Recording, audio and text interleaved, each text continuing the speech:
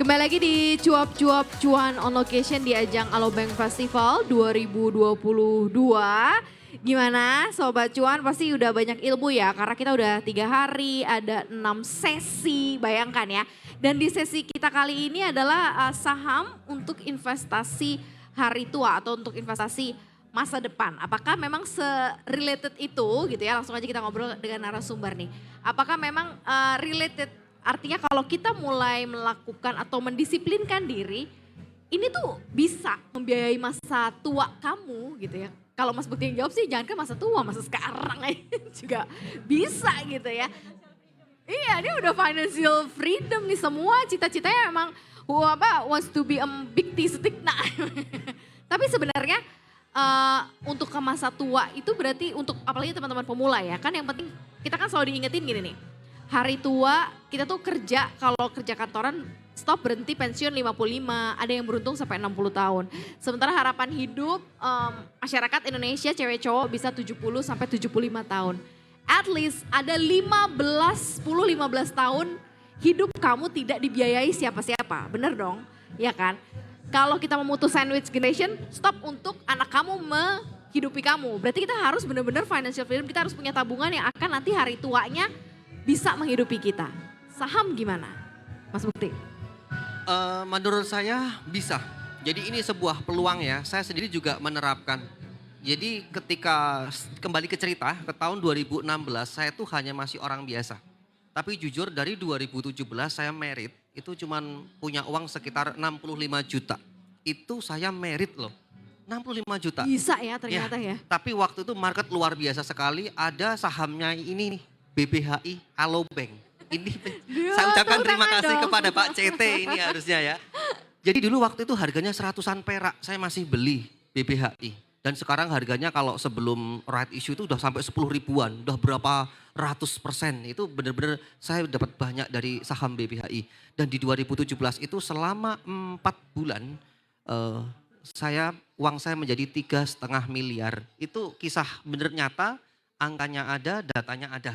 Jadi itu kisah yang saya ceritakan bahwa 2018 awal permulaan saya menyentuh uang M gitu ya, 3,5 M. Hingga kemarin ada kompetisi Mirae Asset di tahun 2020 karena minimal 200 juta, saya pakai aja tuh 200 juta. Saya memenangkan kompetisi 3 kali dan alhasil dari situ saya akumulasi secara 6 bulan, tidak saya top up dana dari 200 juta itu jadi 14 miliar. Dan wow. Dan ini memang kisah ini ternyata secara tidak langsung benar-benar membuat saya itu yang dulunya orang kampung di-upload di YouTube-nya Mirae Asset Sekuritas membuat semuanya jadi langsung pada ibaratnya up. Saya juga kaget. Di 200 juta itu berarti dimasukin ke saham apa aja waktu itu, Mas? Kalau waktu itu in out, jadi saya konsepnya kan lomba nih trading, jadi saya scalping. Jadi benar-benar tiap hari berubah-ubah semuanya. Ada peluang nih misalnya saham Adaro beli jual, kemudian ada saham Bumi beli jual, ada saham, jadi sehari itu bisa sampai 20-50 jenis saham. Dari gitu. 200 juta itu? Ya. Jadi, berarti dibagi-bagi masuk ke sekian? Waktu itu kebanyakan saya mainnya all in ya. Jadi, semua masuk, ya, tetapi ingat, gitu ya? all in saya waktu itu saya menggunakan uang 200 juta di mana saya sudah mempunyai tabungan di sisi lain yang berbeda. Jadi ibaratnya nih katakan teman-teman nih misalnya mau traktir seseorang di mall. Coba bayangkan kalau Anda di mall itu cuman bawa uang 100 ribu pasti akan rasanya deg-degan. Nanti cukup enggak nih buat traktir temennya.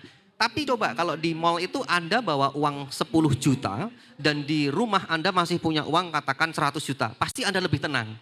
Maka dari itu waktu kompetisi itu saya menggunakan modal 200 juta. Lebih baik saya mainnya all in untuk kompetisi. Tapi di sisi lain saya sudah menyiapkan tabungan. Artinya untuk investasi dan untuk uang jaga-jaga. Karena itu penting banget gitu. Iya, jadi ini bahasanya adalah idle money atau uang dinginnya Mas Bekti ini ada 200 juta. Makanya berani gitu ya untuk ikut kompetisi kemudian trading. Jadi dari sisi penopang hidupnya udah aman gitu. Ini kalau kenapa-napa, sampai kenapa-napa. Dan ya Maria yakin sih Mas Bekti gak bakalan mau kenapa-napa gitu. Karena memang tanggung jawab ya. Karena semakin kita bisa pinter investasi, tanggung jawab terhadap keuangannya makin besar justru ya. Bukan malah makin seenak-enaknya. Nah, ini ada informasi Vox Pop ya. Kira-kira Sobat Cuan semua udah siapin tabungan hari tua atau belum?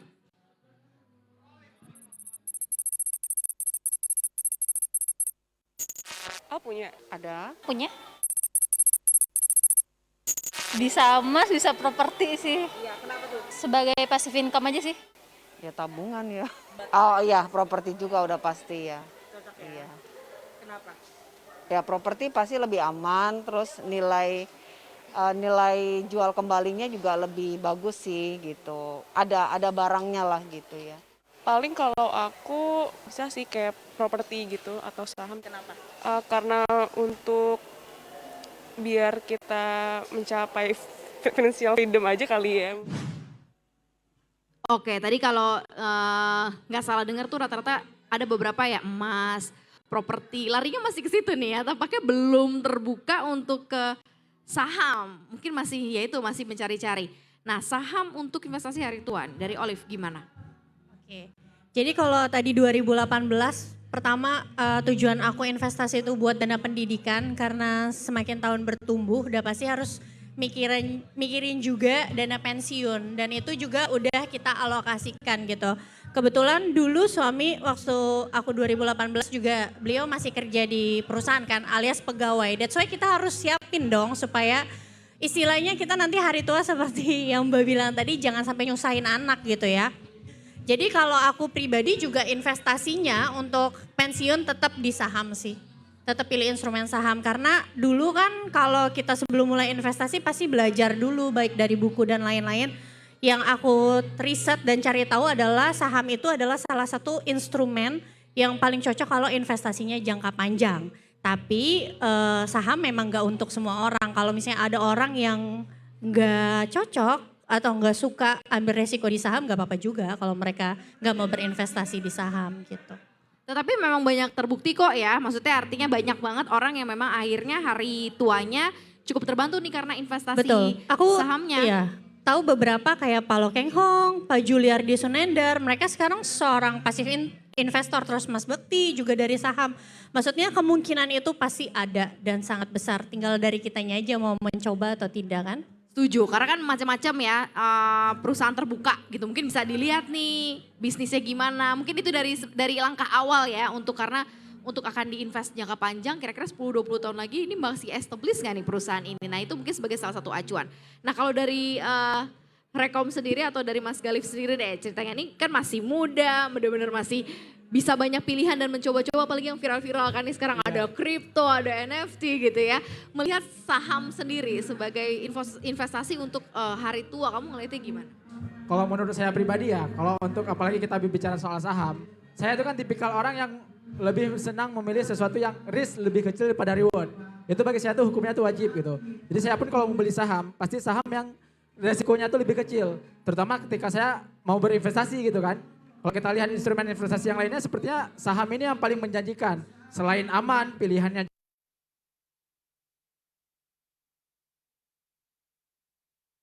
gitu. Semakin banyak investor, semakin maju harusnya perusahaan-perusahaan itu gitu. Jadi kalau saya pastinya memilih saham. Selain dari saham mungkin saya lebih suka ternak. Itu, oke. Iya, itu, yang real sektornya iya, gitu ya.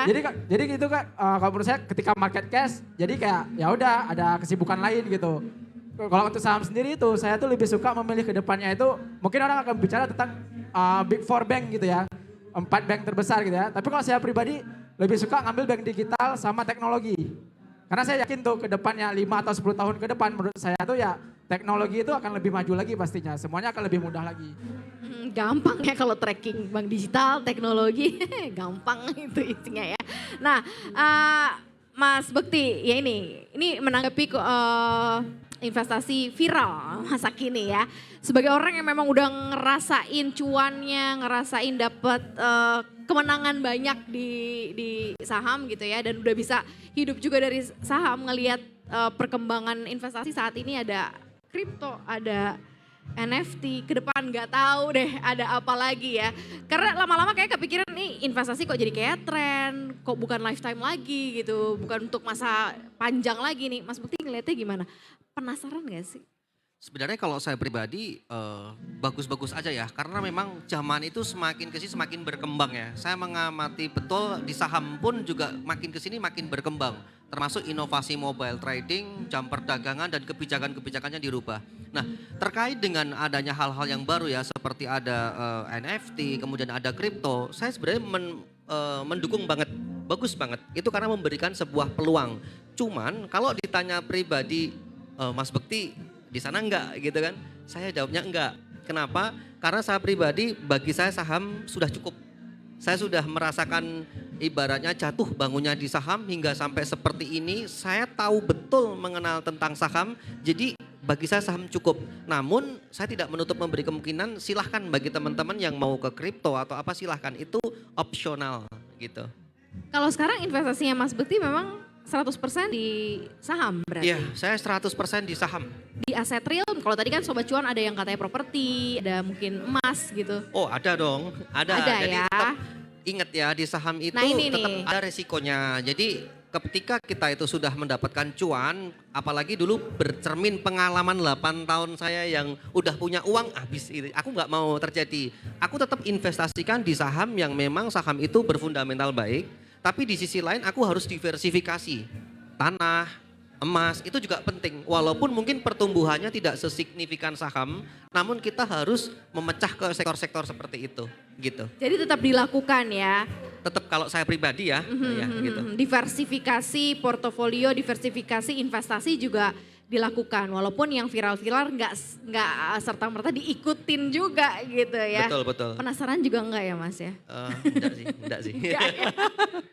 Ini berarti tampaknya udah, ini investor yang tahu kata cukup gitu. Kayaknya harus ya punya mental itu gak sih ya? Kalau kita jadi investor yang mature ya harus ada batas cukup gitu yang memang kita harus kelola juga di dalam hati. Nah kalau Olive sendiri ngelihat gimana? Kan banyak, ada macam-macam kan.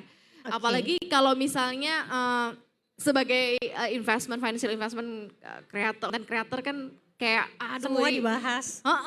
Kayak seru nih karena kan orang akan ke-gather juga untuk nonton gitu kan dan untuk bisa dapat info juga gitu.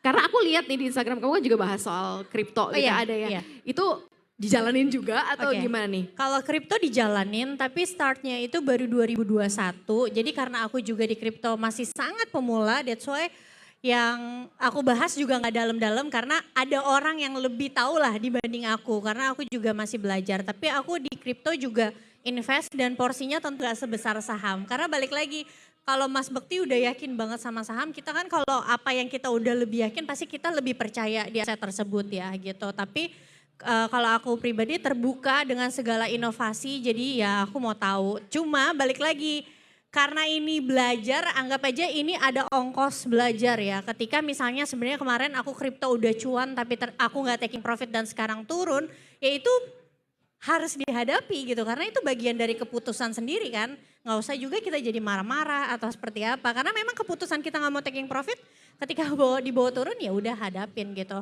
Cuma yang perlu kita perhatiin apapun itu instrumennya ya, penurunan dan kenaikan itu sifatnya sementara. Pasti someday akan berbalik lagi. Cuma yang perlu diperhatiin adalah belinya adalah yang terbaik. Contoh kalau kripto misalnya 2018 atau 2017 pernah ada juga namanya crypto winter kan.